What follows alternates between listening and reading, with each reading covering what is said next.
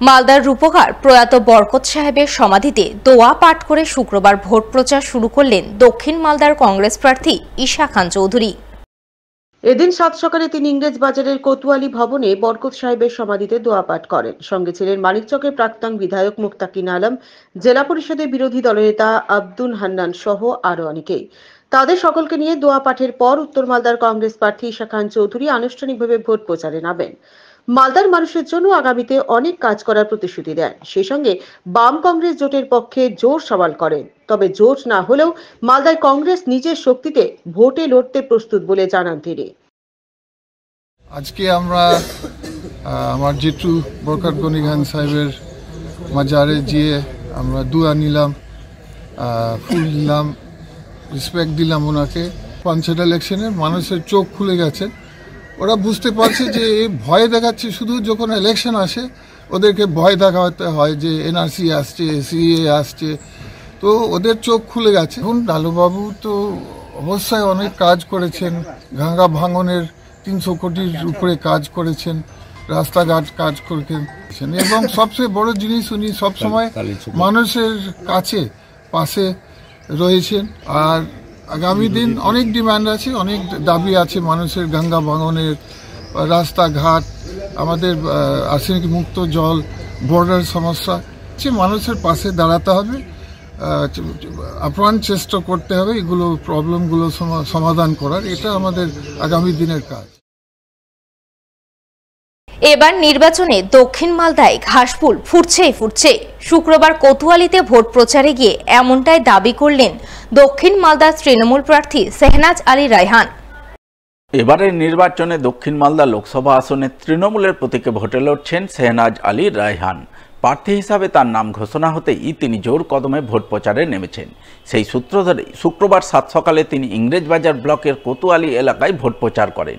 প্রচার শুরু করেন কোতোয়ালি তারাকালী মন্দিরে পুজো দিয়ে। প্রচারে সঙ্গ দেন ইংরেজবাজার ব্লক তৃণমূল সভানেত্রী প্রতিভা সিং, কোতোয়ালি গ্রাম পঞ্চায়েতের প্রধান সন্দীপ ঘোষ, উপপ্রধান প্রসেনজিৎ দাস সহ অন্যান্যরা। তাদের নিয়ে তৃণমূল প্রার্থী শেহনাজ আলী রায়হান জোর কদমে ভোট প্রচার করেন। বিভিন্ন এলাকায় মিছিল করে সাধারণ মানুষের কাছে করজোরে ভোট প্রার্থনা করেন তিনি। একইভাবে এদিন তিনি ইংরেজবাজারের অমৃতি এলাকাতেও ভোট প্রচার করেন। এই প্রচারে সঙ্গ দেন তৃণমূলের রাজ্যসভার সাংসদ মৌসুম নূর। দল একটা সিদ্ধান্ত নিয়েছে, সেই সিদ্ধান্তকে মেনে নিয়ে আমি ময়দানে নেমেছি। আমাদের এটা যেহেতু আমার হোম ব্লক, আমার দক্ষিণ মালদার প্রার্থীর সঙ্গে আমি আছি, এর পরবর্তীতে উত্তর মালদার প্রার্থী হিসেবে আমি এলাকায় যাব। আমরা এখানে তৃণমূল কংগ্রেস কি উন্নয়ন করেছে, মানুষের বিপদে আপদে তৃণমূল কংগ্রেস সবসময় আছে, সেইটাকে হাইলাইট।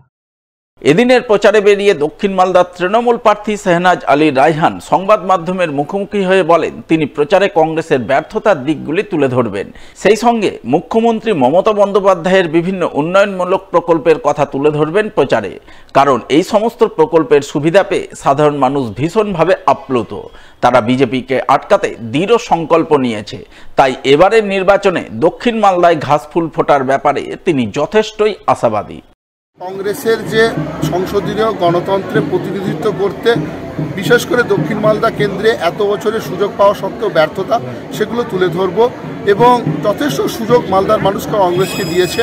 গনি খান চৌধুরী আমাদের সকলের নয়নের মণি, তার যোগ্য যে উত্তরসূরি হয়ে প্রতিনিধিত্ব করতে পারতেন কংগ্রেসের পরবর্তী নেতৃত্ব, বিশেষ করে গনি পরিবারের, তো তারা কি করে সংসদে দক্ষিণ মালদা আসনকে প্রতিনিধিত্ব করতে ব্যর্থ হয়েছে সেইটাকে আমি তুলে ধরব।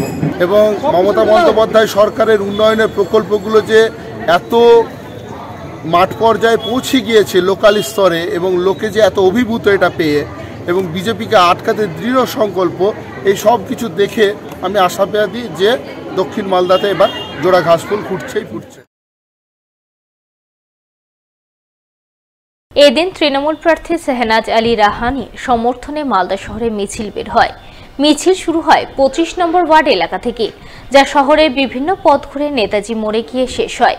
এদিনের মিছিলে তৃণমূল প্রার্থী ছাড়াও হাজির ছিলেন তৃণমূল নেতা কৃষ্ণেন্দু চৌধুরী সহ বিভিন্ন ওয়ার্ডের তৃণমূল কাউন্সিলর ও কর্মীরা। শেহনাজ আলী রায়হান সহ আমাদের তৃণমূল কংগ্রেসের সব নেতৃবৃন্দ এই 25 নম্বর ওয়ার্ড থেকে একটা মিছিল নিয়ে বেরাবে। মানুষের দুয়ারে দুয়ারে এলাকায় এলাকায় করে একদম নেতাজি মোড়ে গিয়ে ওটা শেষ করবে। মাঝে যতগুলো মূর্তি হবে, বিদ্যাসাগর, রবীন্দ্রনাথ ঠাকুর, নেতাজি সুভাষচন্দ্র বসু, তাদের প্রত্যেকের গলাতে মালা দেওয়া।